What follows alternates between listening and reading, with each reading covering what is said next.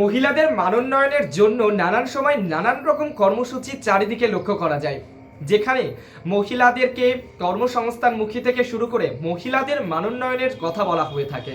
এক তথ্য দিয়ে আপনাকে এক চমকপ্রদ তথ্য, যে তথ্যে আপনি জানতে পারবেন যে দেশের ঠিক কত শতাংশ মহিলা এই মুহূর্তে কর্মসংস্থানমুখী, মানে কত শতাংশ মহিলা ঠিক বাইরে গিয়ে কাজটা করছেন।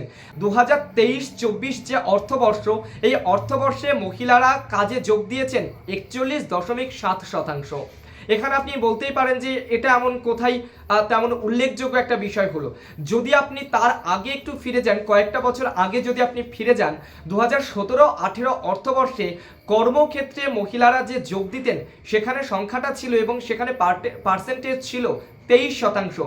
সেখান থেকে 2023-24 অর্থবর্ষে 41.7% হয়েছে মশাই, যেটা অত্যন্ত গর্বের বিষয়, যেটা অত্যন্ত আশার বিষয় যে ভারতের মহিলারাও তারাও কর্মসংস্থানমুখী, তারাও বাইরের জগতে বের হয়ে কাজ করছেন, তারাও পুরুষের সঙ্গে সমান তালে কাজ করছেন, নিজেদের পায়ে তারা দাঁড়াচ্ছেন। এটা কিন্তু একটা চমকপ্রদ তথ্য পেলেন আপনি। কিন্তু বিষয়টা হচ্ছে এই তথ্যগুলো কোথায় পেলাম, তাই তো? প্রশ্নটা এটা। রাজ্যসভাতে সাংসদ সাগরিকা তিনি জিজ্ঞাসা করেছিলেন যে মহিলাদের এই মুহূর্তে কর্মসংস্থানমুখী কত শতাংশ মহিলা কর্মসংস্থানমুখী।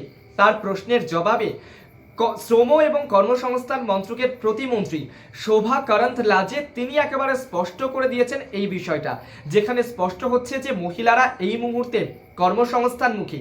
তারা শুধুমাত্র পুরুষের ওপর নির্ভর করে থাকেন না, তারাও সমানভাবে বাইরের জগতে বের হচ্ছেন।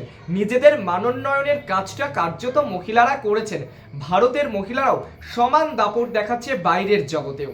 এটা সবথেকে উল্লেখযোগ্য একটা তথ্য। খবর কেমন লাগছে তা জানান কমেন্ট সেকশনের, সঙ্গে থাকুন, সাবস্ক্রাইব করুন আমাদের ইউটিউব চ্যানেল।